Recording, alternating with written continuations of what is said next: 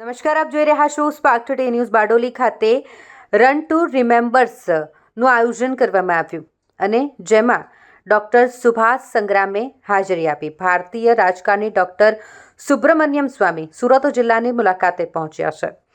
IM human charitable trust દ્વારા રાષ્ટ્રના મહાન નેતા સુભાષચંદ્ર બોઝના રાષ્ટ્ર બલિદાનના સન્માનમાં મેરેથોન દોડનું આયોજન કરાયું હતું. 2000 જેટલા દોડવીરોએ આ મેરેથોનમાં ભાગ લીધો હતો. ડૉક્ટર સુબ્રમણ્યમ સ્વામીએ મેરેથોન દોડનું પ્રસ્થાન કરાવ્યું. કાર્યક્રમમાં હાજર રહેલા ડૉક્ટર સુબ્રમણ્યમ સ્વામીએ સુભાષચંદ્ર બોઝના મૃત્યુ અંગે નિવેદન આપ્યું. તાઇવાનમાં સુભાષચંદ્ર બોઝની હત્યા નહોતી થઈ.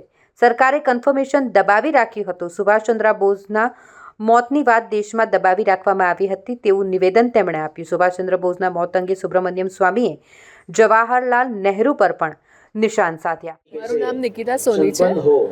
સુભાષચંદ્ર બોઝે જે આપણા દેશ માટે બલિદાન આપેલું છે તેની માટે બારડોલીમાં આજે મેરેથોન રાખવામાં આવેલી છે. તેમાં અમે બધાએ પાર્ટિસિપેટ કરેલું છે. इसमें ये देखकर हम बहुत प्रभावित हुए. नौजवान युवा युवती सब 5 बजे सुबह इकट्ठे होकर एक अनुशासन के साथ हैं. तो गर्व की बात है. हमारे सारा देश के लिए है. ये गुजरात में हो रहा है तो गुजरात के लिए तो सबसे ज़्यादा बधाई है हमारी तरफ से. सुभाष चंद्र बोस के बारे में क्या बोलेंगे? सुभाष चंद्र बोस का तो अब सच्चा आना चाहिए. वो ताइवान में उनकी हत्या नहीं हुई, वहीं नहीं वहाँ मरे नहीं. और इसका कंफर्मेशन जो अभी तक दबा के रखा था हमारी सरकार जो भी आए हैं उस समय से, वहाँ जो जापान हारने के बाद ताइवान का जो लिया था अपने हाथों में वो तो अमेरिका थी. और अमेरिका ने उसी समय ही कहा था कि यहाँ कोई प्लेन का क्रैश नहीं हुआ. और इसीलिए सुभाष चंद्र बोस या कोई भी और हो, किसी के यहाँ मृत्यु नहीं हुई. उसको हमारे देश में दबाया गया था, लोगों को बताया नहीं गया था. ये भी नहीं बताया गया. और यद्यपि खोसला कमीशन के कहीं दबा करके इसको लिखा गया और फिर उसको डिसमिस भी किया गया था. उसमें है कि जो जवाहरलाल नेहरू का प्राइवेट सेक्रेटरी हैं उसने बयान दिया है जो छपकर उसमें है और उसकी प्रचार नहीं हुई कि मुझे जवाहरलाल नेहरू ने 1945 में 1945 में रात को बुलाया था. और वहाँ जब मैं रात को पहुँचा तो कहा कि एक टाइपिंग करो. ब्रिटिश की जो प्रधानमंत्री थी उस प्रधानमंत्री को चिट्ठी मैं लिख रहा हूँ, उसको आप टाइप करिए. उसमें ये है कि स्टालिन ने मुझे एक चिट्ठी भेजी है कि सुभाष चंद्र बोस अभी भी जिंदा है और उनके कब्जे में है और इसके बारे क्या करना है. तो हम दोनों मिल करके इसको तय करनी चाहिए. और तो अटली ने कहा कि वो तो हमारा युद्ध का दुश्मन है, जो दुश्मन रहा है, तो जो भी वो करने चाहते हैं परंतु उसको छोड़ना नहीं है. तो जवाहरलाल नेहरू इसका पुष्टि करके दोनों ने स्टालिन को बताया कि इनका अंत करो और स्टालिन ने उसकी अंत की थी. आज भी रशिया से हमने कभी नहीं ये मांगा कि ऐसे एक हमारे हमारी जो सरकार की जो पास जो दस्तावेज़ हैं उस दस्तावेज़ को आप मंगवा के पता करो कि ऐसी बातें कही जा रही है कि इसमें सच है कि नहीं किया. मैं आशा करता था कि नरेंद्र मोदी करेंगे, उन्होंने भी नहीं किया. मैं जब मंत्री था और चंद्रशेखर थे उन्होंने मुझसे सीधा कह दिया भाई हंगामा बहुत हो जाएगा.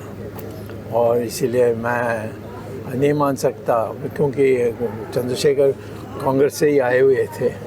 तो ये सब कांग्रेस वाले सब डरे हुए हैं. तो तो नेचुरली फिर उसके बाद तो कोई छुएगा नहीं कांग्रेस को, तो इसीलिए नहीं करते। मैं कहता हूँ कि आज भी किसी से डिबेट करना है, करो, मैं तैयार हूँ।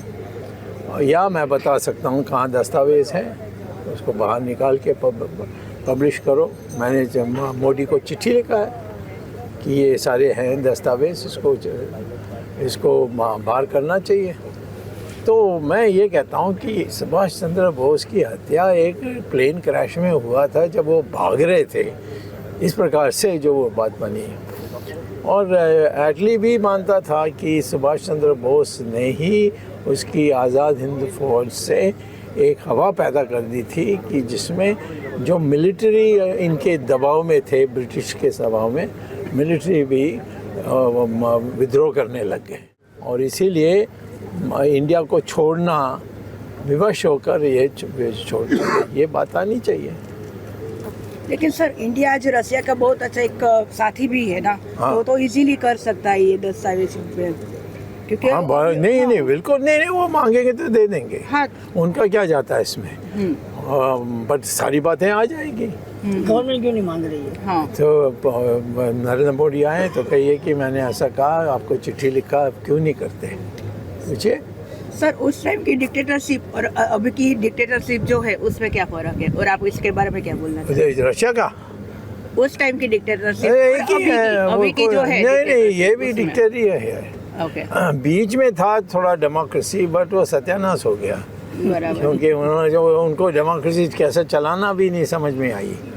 तो ये पुतिन ने उसका यानी फ़ायदा उठाकर, ये तो केजीबी का आदमी है, सोनिया गांधी भी केजीबी के लिए काम करती थी। आपको आश्चर्य होगा कि जब पुतिन बना प्रेसिडेंट रशिया का, तो सोनिया गांधी ने उनको चिट्ठी लिखा कि मेरे पिताजी हिटलर के आर्मी में सोल्जर थे और वो रशिया में पकड़े गए थे, और फलाना जगह है सेंट पीटर्सबर्ग के आगे, व्लादिमीर ऐसा उसका नाम है उस जगह का, वहाँ वो जेल में रखे गए। क्या आप मुझे उस जेल में दिखा सकते हैं? तो पुतिन ने उनको बुलाया था, ये 2006 की बात कर रहा हूँ। पुतिन ने उनको बुलाया, उस समय यहाँ सरकार आ गई थी कांग्रेस की मिलीजुली सरकार। सोनिया गांधी गए पुतिन के साथ, जहाँ उसके पिताजी को जेल में रखा, स्टालिन ने उसको बताया। और मैं ये भी बताना चाहता हूँ कि स्टालिन ने सौदा किया सोनिया गांधी के पिताजी के साथ कि हमारे एजेंट बन जाओ, हम छोड़ देंगे, नहीं तो 20 साल नहीं छोड़ेंगे। तो एजेंट बना। ये मैं कई बार कहा हूँ कि सोनिया गांधी तो केजीबी का एजेंट है, वो हमारे देश की नहीं है।